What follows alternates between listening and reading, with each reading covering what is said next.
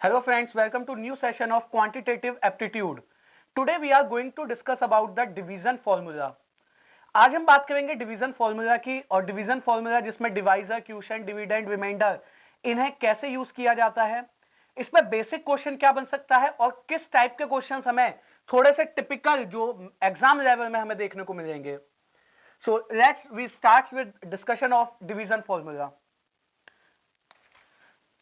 एक basic division जिसमें जैसे मैंने पहले भी कहा divisor, quotient and so on use होते हैं और उसी पे बेस्ड है ये. सपोज करते हैं एक हमने डिवीजन किया तो जो नंबर्स होते हैं वो किस ऑर्डर में होते हैं. यहां पे लिखा हुआ नंबर कहलाता है डिविडेंड, जिससे डिवाइड देते हैं वो कहलाता है डिवाइजर, जितने टाइम्स डिवाइड हो जाता है दैट इज क्वोशिएंट, और जो एक्सेस बचता है दैट इज अ रिमाइंडर. ये होता है. और जो फॉर्मूला यानी कि जिस इक्वेशन से ये चारों आपस में कनेक्ट होते हैं वो क्या होती है. इक्वेशन होती है dividend is equals to divisor into quotient plus remainder. ये वो इक्वेशन है जिससे ये सब कनेक्टेड होते हैं. Divisor into quotient plus remainder से ये कनेक्टेड होते हैं. डिविडेंड, और देखिए अगर इसको मैं शॉर्ट में लिखूं तो क्वोशिएंट को लिख सकता हूं क्यू, रिमाइंडर को लिख देते हैं आर, डिवाइजर को लिख देते हैं डी.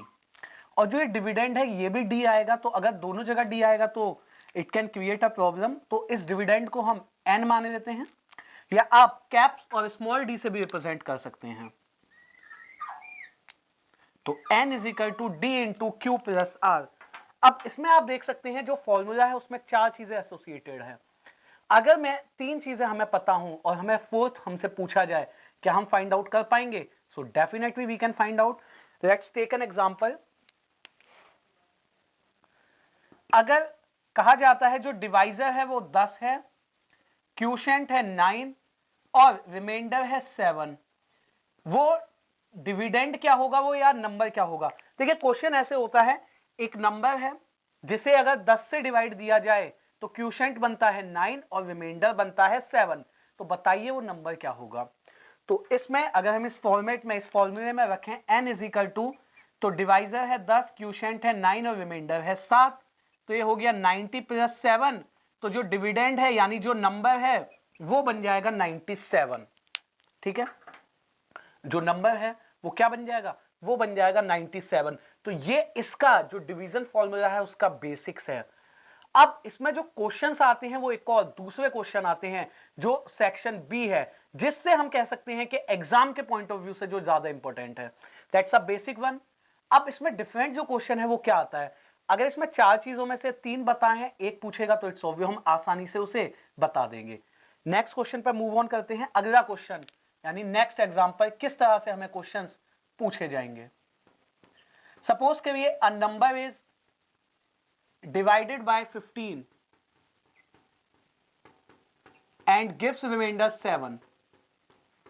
एक नंबर है जिसको अगर हम 15 से डिवाइड देते हैं तो वो रिमाइंडर कितना देता है, 7 रिमाइंडर देता है. If square of same number,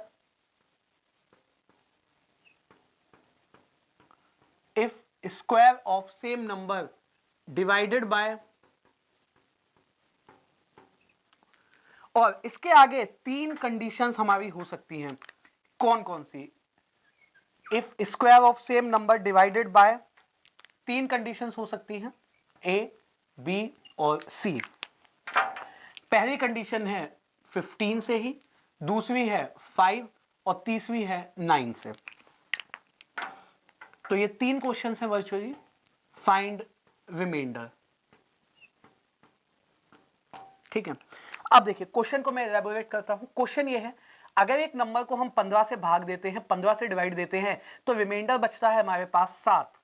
जिस नंबर को हमने 15 से डिवाइड दिया, अगर उसी के स्क्वायर को 15 से डिवाइड दें तो रिमाइंडर क्या होगा, एक क्वेश्चन. अगर उसी के स्क्वायर को 5 से डिवाइड दें रिमाइंडर क्या होगा, क्वेश्चन नंबर 2। अगर उसी के स्क्वायर को 9 से डिवाइड दें रिमाइंडर क्या होगा, क्वेश्चन नंबर 3। तो ये 3 क्वेश्चन हमसे पूछे जा सकते हैं, ये 3 क्वेश्चन वहां पे बनते हैं, ठीक है। और इसके साथ साथ एक क्वेश्चन ये भी बन सकता है कि आल्सो फाइंड दैट नंबर, एक तो रिमाइंडर तो हो ही गया, आल्सो फाइंड दैट नंबर, और वो नंबर भी क्या होगा, क्या हम वो भी निकाल सकते हैं या नहीं। सबसे पहले क्वेश्चन को स्टार्ट करते हैं। तो एक नंबर को 15 से भाग दिया गया, तो अगर मैं डिवीजन फॉर्म करता हूं तो 15 से एक नंबर को भाग दिया गया, हमें क्वोशिएंट नहीं पता, हमें ये नहीं पता ना हमें क्यू पता है, हमें रिमाइंडर पता है 7 होगा। अगर मैं इसे डिवीजन फॉर्मूला में रखता हूं तो number is equal to 15q plus 7, तो ये वो नंबर आ गया, लेकिन ये क्यू के टर्म्स में आया। अब इसमें अगर हम एक चीज देखें, नंबर 15 इंटू क्यू प्लस 7 बना। अब ये क्या बताता है हमें, 15q प्लस 7 का मतलब हम उस नंबर को कभी फाइंड आउट नहीं कर सकते, क्योंकि हमें q नहीं पता है। तो जब तक हमें q नहीं पता हम नंबर नहीं निकाल सकते, तो नंबर कैन नॉट डिटरमाइंड है। तो जो क्वेश्चन नंबर 2 है उसका आंसर हमेशा कैन नॉट डिटरमाइंड होगा। अगर हमसे पूछ लिया गया वो नंबर क्या है, तो वो नंबर हम कभी नहीं बता सकते, क्योंकि एक इक्वेशन में 2 चीजें अननोन हैं, q का मान नहीं पता, वो नंबर कभी नहीं पता किया जा सकता। अब जो क्वेश्चन नंबर 2 हमसे पूछता है, यानी कि जो रिमाइंडर बता के रिमाइंडर का क्वेश्चन पूछता है, वो हम उसे बता सकते हैं। उसको निकालने के लिए हमें क्या करना है, हमें इस q का मान अज्यूम करना है। उसको निकालने के लिए इस q का मान हम अज्यूम करते हैं, और जब हम q का मान अज्यूम करते हैं तो हम मिनिमम वैल्यू अज्यूम करते हैं। तो मैं q की मिनिमम वैल्यू अज्यूम कर लेता हूं, कितना, 1। तो जो ये नंबर है ये कितना निकल के आ जाएगा, 15 इंटू 1 प्लस 7, तो ये नंबर निकल के आ गया 22, ठीक है। ये नंबर कितना निकल के आ गया, ये नंबर आ गया निकल के 22। अब हमें कहा गया उस नंबर का स्क्वायर करिए और उसे 15 से डिवाइड दीजिए और बताइए क्या आंसर होगा। तो नंबर का स्क्वायर करें तो हमसे कहा गया n स्क्वायर को डिवाइड देना है, तो नंबर का स्क्वायर करेंगे क्या बन जाएगा, 484। अब इसको हमें एक क्वेश्चन में 15 से, एक में 5 से और एक में 9 से डिवाइड देना है। तो पहले 15 से डिवाइड दे देते हैं 484 को, 15 इंटू 3 45, 15 इंटू 2 30, क्या बचा 4। अगर 5 से डिवाइड देना हो, क्वेश्चन नंबर बी अगर मैं बनाऊं, 484 को 5 इंटू 9 45, 5 इंटू 6 30, क्या बचा 4। और थर्ड 9 से डिवाइड देना हो 484 को, अगर 9 से डिवाइड देना है 484, तो 9 5 45, 3 4, 9 3 27, कितना बचा 7 बचा, ठीक है। अब इसी तरह से अगर मैंने क्वोशिएंट माना 1, अब आप क्वोशिएंट का मान कुछ भी मान सकते थे, तो हमने 1 माना, कुछ भी अगर मैं मान सकता हूं तो एक और वैल्यू क्वोशिएंट की मान लेता हूं और फिर वहां पे चेक करते हैं क्या ये वैल्यू वाकई में यही सेम आएंगी या नहीं। तो क्वोशिएंट की एक और वैल्यू अगर मैं अज्यूम करूं तो क्वोशिएंट को अब की बार अज्यूम कर लेते हैं, कितना 2 अज्यूम कर लेते हैं। क्वोशिएंट को अगर मैंने 2 अज्यूम किया तो n का मान क्या बन जाएगा, n का मान बन जाएगा 15 इंटू 2 प्लस 7, तो ये 37, और n स्क्वायर यानी 37 का स्क्वायर 1369, 1369 बन गया। अब 15 से इसको डिवाइड देके देखते हैं, 1369 को 15 इंटू 9 135, 19, 15 1 15, क्या बचा 4 बचा। इसी तरह से सेकंड अगर 5 से डिवाइड देके देखें 1369 को, 5 इंटू 2 10, 3 6, 5 इंटू 7 35, 1 9, 5 इंटू 3 15, क्या बचा 4। एंड नेक्स्ट वन अगर 9 से डिवाइड दें 1369 को, तो देखिए क्या होगा, 9 1 9, 4 6, 9 5 45, 1 9, 9 2 18 एंड 1। अब इसमें अगर हम चेक करें 15 की वैल्यू पे 15 से डिवीजन पे दोनों जगह आंसर सेम था। जब हमने 5 से भी डिवाइड किया तो दोनों जगह आंसर सेम था। लेकिन मैंडेटरी पार्ट, जब हमने 9 से डिवाइड किया तो एक जगह आंसर 7 और एक जगह आंसर 1 था। तो ये चीज हमें क्या बताती है? ये एक मेजर सेक्शन है जहां से हमें ये पता चलेगा कि जो क्वेश्चन हमसे पूछा गया उसमें क्या चीज फाइंड आउट होती है और क्या चीज फाइंड आउट हम नहीं कर सकते हैं। तो what we can find out और what we can not find out is a major portion. ठीक है, तो उसको आगे बढ़ाते हैं और उसको हम सीखते हैं क्या क्वेश्चन हम इसमें से नहीं बना सकते।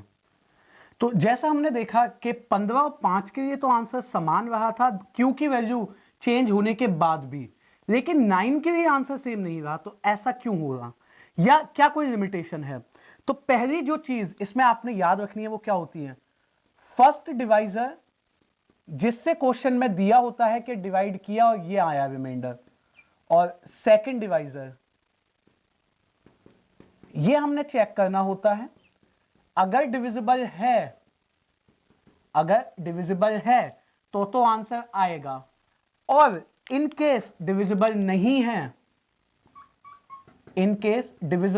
है और जिस कंडीशन का डिविजिबल नहीं है उसका आंसर नहीं आ सकता कभी भी, वो कैन नॉट डिटरमाइंड हो जाएगा। कैसे पता लगाएंगे? इस क्वेश्चन में हमें कहा गया था कि पहला डिवाइजर यानी 15 से डिवाइड देके रिमाइंडर 7 बचता है, तो हमारा फर्स्ट डिवाइजर है 15। पूछा किससे था? तो 3 ऑप्शन थे। पहला पूछा था 15 से, दूसरा पूछा था 5 से, और तीसरा पूछा था 9 से। तो अगर अब आप देखेंगे इसमें 15 क्या 15 से डिविजिबल है? तो डेफिनेट, तो इसका आंसर हर क्वोशिएंट की वैल्यू पर समान रहेगा। 15 क्या 5 से डिविजिबल है? तो डेफिनेटली इसका भी आंसर हर क्वोशिएंट की वैल्यू पर समान रहेगा। लेकिन 15 क्या 9 से डिविजिबल है? तो नहीं है, और इसका आंसर हर क्वोशिएंट की वैल्यू पर सेम नहीं रहेगा, और इसीलिए यही आंसर क्या बनता है? Can not determined.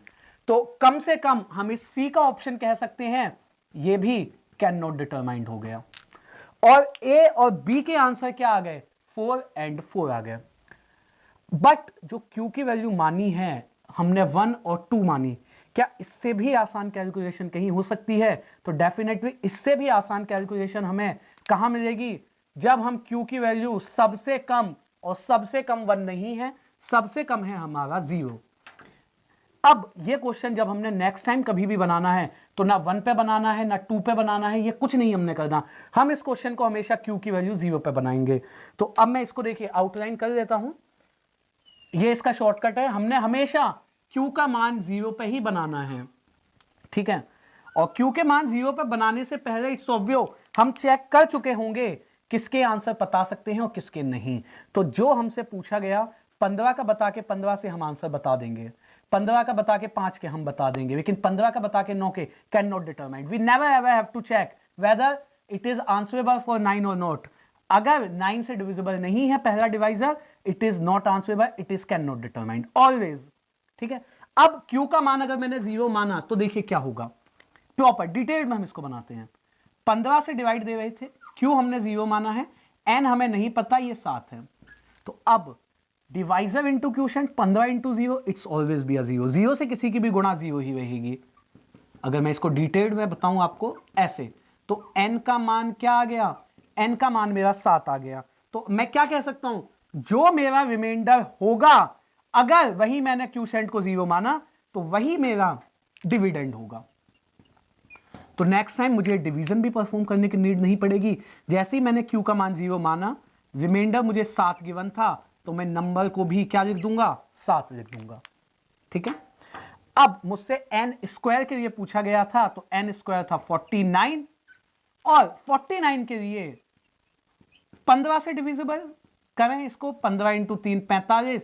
अगेन आप देख लीजिए 5 बचा, 5 से डिविजिबल करें 5 इंटू 9 45, तो अब भी 4 बचा। और आप 9 से डिवाइड करेंगे तो एक जगह आपको 7 मिला, एक 1 मिला। आप अगर 949 को डिवाइड करते हैं तो 4 मिलेगा। सो ऑलवेज 9 का आंसर चेंज है, इसमें कैन नॉट डिटरमाइन। तो जो ऑप्शन ए था, बी था, सी था, अगर मैं सभी आंसर्स लिखूं ए के लिए, बी के लिए, सी के लिए, और जो डी अगर मैं इस नंबर को मान लेता हूं, आल्सो फाइंड्स दैट नंबर, अगर इसको क्वेश्चन नंबर डी मान लेता हूं, तो ये आ गया 4, ये आ गया 4, ये कैन नॉट डिटरमाइंड और ये भी कैन नॉट डिटरमाइंड। तो मैंडेटरी और जो मेजर कंडीशन है वो ये है, यहां पे लिखी हुई है हमारे पास। तो अगर हमें रिमाइंडर बताया गया है डिवीजन फॉर्मूला में और रिमाइंडर ही हमसे पूछा गया है, so we have to check with the divisibility. पहला डिवाइजर क्या दूसरे डिवाइजर से डिविजिबल है? अगर है तो फाइंड आउट होगा, नहीं है तो कैन नॉट डिटरमाइन। वो नंबर हम नहीं बता सकते। हम अजम्पशन के तो नंबर्स देखिए बता सकते हैं। जैसे आप देख सकते हैं Q1 पे मैंने जब निकाला था तो नंबर क्या आया था? 22। Q2 पे नंबर क्या आया था? 37। और Q0 पे नंबर क्या आया? 7। Q1 पे आया 22, Q2 पे आया 37 और Q0 पे क्या आया? 7। हाँ, कभी हमसे अगर पूछ भी आ जाए, अगर मैं इसमें देखिए एक और क्वेश्चन ऐड ऑन करूं, स्मॉलेस्ट पॉसिबल नंबर। देखिए नंबर नहीं पूछा, वो ये कह रहा है कि कौन सा नंबर है जो सबसे छोटा हो सकता है और जो इस कंडीशन को सेटिस्फाइड कर जाए। तो 1 पे 22 है, 2 पे 37 है, लेकिन 0 पे क्या है? 7। तो स्मॉलेस्ट पॉसिबल नंबर इज 7। तो हम इस तरह से भी उसे याद रख सकते हैं। तो ये 5 क्वेश्चंस मैंने आपको बताए। आप इसमें एड ऑन भी कर सकते हैं कि भाई अगर स्मॉलेस्ट पॉसिबल नंबर बता दे तो याद रखना है Q के मान 0 पे सबसे छोटा नंबर हमें मिलेगा। डन। ये 2 कंडीशंस हमने याद रखनी है, कि ये और एक स्मॉलेस्ट के लिए Q0। आगे बढ़ते हैं और इस सेशन पे बात करते हैं और डिफरेंट टाइप्स के क्वेश्चंस कैसे पूछेगा। So let's move to question number first.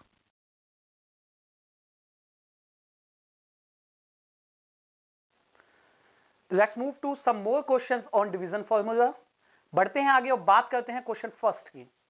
Question number first में कहा गया when a number is divided by 893 the remainder is 193, what will be the remainder when it divide by 47। जब एक संख्या को 893 से विभाजित किया जाता है तो शेष बचता है 193। अगर उसी संख्या को 47 से विभाजित करें तो रिमाइंडर क्या बचेगा? तो देखिए पहली और मैंडेटरी कंडीशन ये होती है, first divisor should be divisible by second. लेकिन जिन क्वेश्चंस के ऑप्शंस में अगर कैन नॉट डिटरमाइंड ना हो तो वहां इसे आप चेक करें या ना करें मैटर नहीं करता है। उन क्वेश्चंस में डेफिनेटली ये हमेशा डिविजिबल रहा होगा। और जो रिमाइंडर होता है पहले डिवाइजर का वही नंबर होता है और उसी को अगर हम दूसरे डिवाइजर से डिवाइड दे दें तो रिमाइंडर्स बता सकते हैं। तो 47 इंटू 4 188, आंसर क्या बन जाएगा? 5 and that will be the remainder. तो क्वेश्चन नंबर फर्स्ट का सही ऑप्शन क्या है? Option B. रादर देन अगर मैं पहले स्टार्ट करूं 893 से, एक नंबर है और जिसका रिमाइंडर 193, इसे 0 मानूंगा तो ये 193 ही तो रहेगा। तो अननेसेसरी ये कैलकुलेशंस हमने एग्जाम में अवॉइड करनी है। अगर हमने क्वोशिएंट हमेशा 0 ही मानना है तो पहले डिवाइजर का रिमाइंडर ही वो नंबर होगा, दूसरे डिवाइजर से उसे डिवाइड देके रिमाइंडर क्या बचा? 5। और सबसे पहले क्या चेक हुआ? सेकंड डिवाइजर से पहला डिवाइजर डिविजिबल है या नहीं। इस क्वेश्चन में इसमें चेक नहीं करना क्योंकि कैन नॉट डिटरमाइंड कहीं था नहीं। तो ये चीज भी यहां पे आप देख लीजिए, हमेशा डिविजिबल आपको मिलेगा। आप चेक नहीं भी करेंगे तो भी वो चल जाएगा। ठीक है, तो done first question. Let's move forward to question number 2। आगे बढ़ते हैं और बात करते हैं क्वेश्चन नंबर 2 की। Question number 2. If two numbers x and y separately divided by a number d, remainders are 4375 and 2986. अगर दो नंबर्स हैं उन्हें डिवाइड दिया जाता है d से, तो नंबर x है, रिमाइंडर क्या बचता है? 4375। और जब इसी को डिवाइड दिया जाता है इसी सेम डिवाइजर से y को, तो क्या बचता है रिमाइंडर? 2986। लेकिन जब इन दोनों के सम को डिवाइड दिया जाता है तो रिमाइंडर बचता है 2361, x प्लस y। कुछ ऐसा है ये क्वेश्चन। अगर यहां पे हमें d का मान बताना है, अगर ये रिमाइंडर है, अगर मैं इसका क्वोशिएंट 0 मान लेता हूं तो x की जो मिनिमम वैल्यू है वो क्या हो जाएगी? 4375 बन जाएगी। The minimum value of x is 4375। And इसी तरह से अगर y की वैल्यू निकालें तो क्या बनेगा? मिनिमम 2986 6 बन जाएगा। ओके, x और y की वैल्यूज हो गई हैं।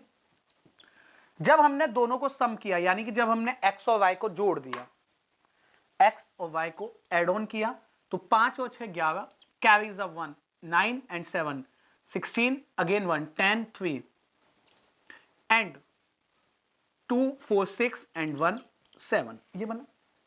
एक और चीज, अगर इसका रिमाइंडर 4375 है और मैंने क्यूशेंट को 0 माना है, तो जो डिवाइजर है वो इससे ज्यादा होगा। कंफर्म है? यहां पे 2986 डिवाइजर इस 2986 से भी ज्यादा होगा, क्योंकि यहां भी क्यूशेंट 0 है। अब अगर ये 7361 है और ये 2361 बना, मीनिंग ऑफ दिस, यहां पे डिवाइजर 0 नहीं होगा, सॉरी डिवाइजर नहीं, क्यूशेंट, रिपीट करता हूं, यहां पे क्यूशेंट 0 होगा, क्योंकि जो नंबर है और जो रिमाइंडर हमने सेम माना, यहां भी क्यूशेंट 0 होगा। क्यूशेंट 0 था तो जो नंबर है और जो रिमाइंडर है वो सेम हुआ। तो मीनिंग क्या है इस बात का, डिवाइजर इस नंबर से भी बड़ा है और डिवाइजर इस नंबर से भी बड़ा है। अब जब हमने 7361 को भाग दिया d से, अगर डिवाइजर इससे भी बड़ा होता तो नीचे जो रिमाइंडर है वो सेम आ जाता। अगर ऐसा होता, ऐसा तो हुआ नहीं है। अगर ये 2361 यहां बचा है तो मीनिंग क्या है, 7361 एक्सेस दे रहा है 2361। For an example, if I divided 13 से अगर मैं डिवाइड करता हूं 72 को, 13 इंटू 5 65, क्या बचा नीचे 7। तो इसके रिमाइंडर का मीनिंग यह है, अगर 72 से 7 आप घटा देंगे तो 65 बचेगा। ठीक है, 72 से 7 आप घटा देंगे तो 65, तो जो 65 है वो इस 13 के टेबल में आता ही होगा। अगर इसी तरह से इस डिविडेंड में से रिमाइंडर घटा देंगे तो 2361 5000। Now what does it 5000 indicate? 5000 ये बताता है जो भी डिवाइजर होगा उसके टेबल में ये 5000 आना चाहिए। तो सबसे बड़ा नंबर क्या हो सकता है? 5000 खुद। 5000 इससे भी बड़ा था, इससे भी बड़ा था, और 5000 के टेबल में आता होगा। तो ये हमारा आंसर हो सकता है। बाकी आप देखिए ऑप्शन, 7361 के टेबल में 5000 कभी नहीं आएगा, 4000 के टेबल में भी नहीं आएगा, 2542 के टेबल में भी 5000 कभी नहीं आएगा। ओके, तो option B is correct one. ठीक है, एक और देखिए कंडीशन क्या हो सकती थी। अगर हम 1000 मान लेते हैं, सपोज डिवाइजर मैंने 1000 माना, तो 1000 के टेबल में आता है 5000, पॉसिबल है। बट जब मैं 1000 से इसको डिवाइड दूंगा तो ये रिमाइंडर और ये रिमाइंडर्स नहीं बचेंगे, यानी इन दोनों से बड़ा नंबर भी होना चाहिए और 5000 उसके टेबल में भी आना चाहिए। तो 4375 से बड़ा और 2986 से बड़ा एक नंबर जिसके टेबल में 5000 आता हो, तो 5000 अकेला वो नंबर बनेगा। ठीक है, तो इसीलिए यहां से हमने जो माइनस किया वही आंसर। इसको याद कैसे रखना है, अगर एक नंबर को, जैसे इसको रफ कर रहे हैं, अगर ये अंडरस्टैंडिंग के लिए था हमारे, फाइनली हम याद क्या रखेंगे इसमें, अगर पहले नंबर को किसी से डिवाइड देके रिमाइंडर R1 बचता है और सेकंड नंबर को उसी D से डिवाइड देके रिमाइंडर R2 बचता है, फर्स्ट प्लस सेकंड को D से डिवाइड देके रिमाइंडर R3, तो जो D होता है हमारा वो R1 plus R2 minus R3 होता है। That's it. तो इस क्वेश्चन में 4375 प्लस 2986 माइनस 2361 ऐड करके माइनस करेंगे 5000 आ जाएगा। सही ऑप्शन क्या बना? Option B. So these are the various questions on division formula. Do lot of practice on division formula. That end with the session. Thank you.